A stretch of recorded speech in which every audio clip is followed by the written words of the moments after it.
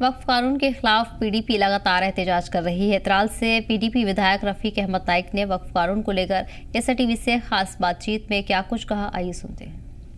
लगातार वक्फ amendment bill के खिलाफ पीपुल्स डेमोक्रेटिक पार्टी जो है एहतजाज कर रही है और कल से ही लगातार जो है सड़कों पे आए हुए हैं और इस बिल को अपोज कर रहे हैं और ये कह रहे हैं कि जो वक्फ अमेंडमेंट बिल है ये मुसलमानों के खिलाफ है, मुसलमानों के मसाजिदों का ये मसला है, मुसलमानों के दरगाहों का मसला है, मुसलमानों के कब्रिस्तानों का मसला है और इस बिल को हम तब तक अपोज करते रहेंगे जब तक इस बिल को वापस नहीं किया जाएगा।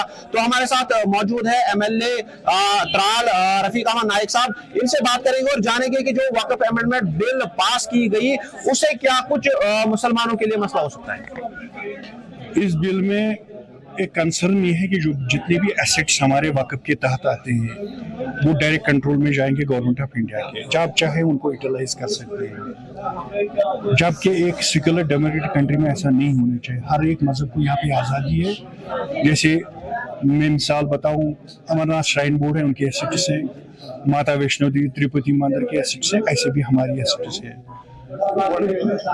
हुकूमत को चाहिए जैसे उन एसेट्स को उनकी जो गवर्निंग कम्युनिटीज होती है ऐसे ही हमें हमारे पास भी जिस वक्फ बोर्ड हम बोले मुस्लिम जम्मू कश्मीर ऑल इंडिया वक्फ बोर्ड हो उनसे ना छीना जाए, ताकि लोगों को ये ना महसूस है कि हम एक बेसिक मुस्लिम कम्युनिटी हमारे साथ ज्यादती हो रही है। मैं चाहता हूं कि गवर्नमेंट ऑफ इंडिया रिथिंक करे उस पर।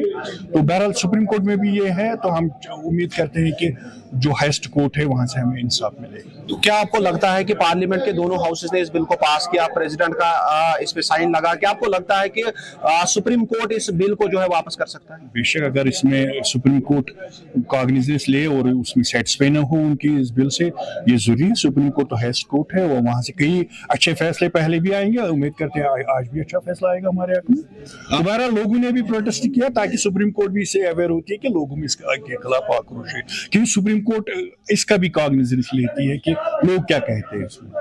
तो लगातार आपकी जानिब से जम्मू कश्मीर असेंबली में ये बात रखी गई कि वक्फ अमेंडमेंट बिल के खिलाफ रेजोल्यूशन पास किया जाए, तो अगर मान लें कि जम्मू कश्मीर असेंबली में वक्फ बिल के खिलाफ रेजोल्यूशन पास किया जाता तो क्या आपको लगता है कि वो बिल यहाँ पे पास नहीं होती?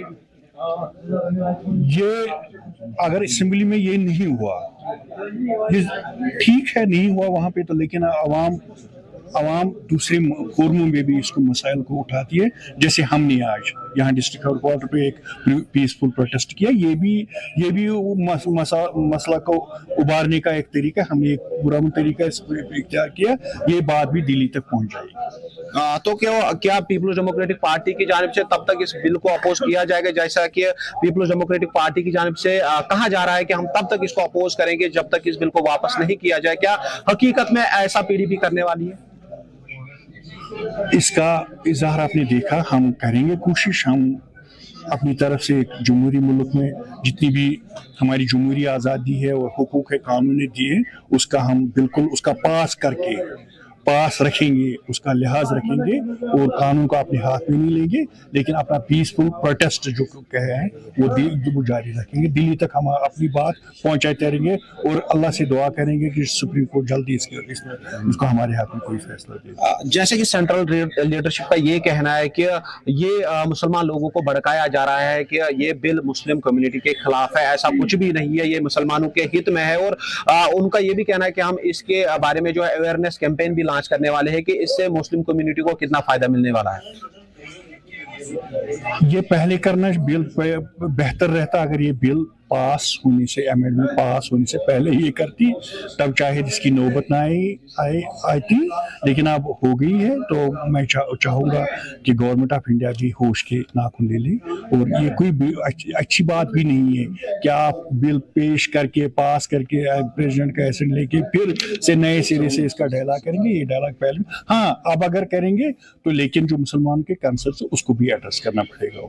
तो आपका कहना है कि बिल पास करने से पहले ही अवेयरनेस कैंपेन लॉन्च करना चाहिए और उसके बरक जो है मुस्लिम कम्युनिटी के मेंबर्स को भी एहतिमाद में लेना चाहिए था, ताकि ये खदशा जो है ये पैदा ना होता। अब लगता है ये आंखों में धूल झोंकने के बराबर। बस ये पहले करने के बाद आप नए सिरे को ही इनिशिएट करेंगे तो चलो अगर एक मिनट के लिए मान लिया भी जाए, लेकिन गवर्नमेंट ऑफ इंडिया को अब इसको पॉजिटिविटी में लाना चाहिए। ये नहीं कि बस आप डायलॉग पर डायलॉग करेंगे, ये डायलॉग होना चाहिए। जो मुसलमान के साथ आप नए सिरे में, मैं इसका भी खैर मकदम करूँगा, लेकिन इसके पीछे भी जो उनकी जो मतलब मंशा होनी चाहिए वो पॉजिटिव होनी चाहिए। कोई ये नहीं कि उसको एंगेज करे ऐसे तो वहां से अपना काम करे, ऐसा ना हो। जैसे कि जम्मू कश्मीर गवर्नमेंट की जानिब से रिप्लाई आया कि करीबन 82,000 जो डोमिसाइल्स है वो नॉन स्टेट सब्जेक्ट्स को दिए गए। तो ये कहा जा रहा था कि कहीं पे कोई डोमिसाइल किसी नॉन स्टेट सब्जेक्ट को नहीं दी जा रही। तो इससे क्या कुछ लगता है आपको? इससे पहले आपका सवाल, इसका जवाब यही है। शुक्रिया हमारे साथ बात करने के लिए। तो ये थे MLA त्राल रफीक अहमद नायक साहब, जिनका ये कहना है कि अगर सेंट्रल लीडरशिप का ये कहना है कि ये मुसलमानों के हित में ये बिल को अमेंड किया गया है, तो उनको इससे पहले ही एक अवेयरनेस कैंपेन लॉन्च करना चाहिए था, ताकि मुस्लिम कम्युनिटी में जो खदशा इस बिल को लेकर पैदा हुआ वो ना होता। और इनका ये भी कहना है कि हम इस बिल को लगातार तब तक अपोज करते रहेंगे जब तक कि इस बिल को जो है वापस नहीं लिया जाए। केसर टीवी के लिए पुलवामा से मैं मीर बुरहान।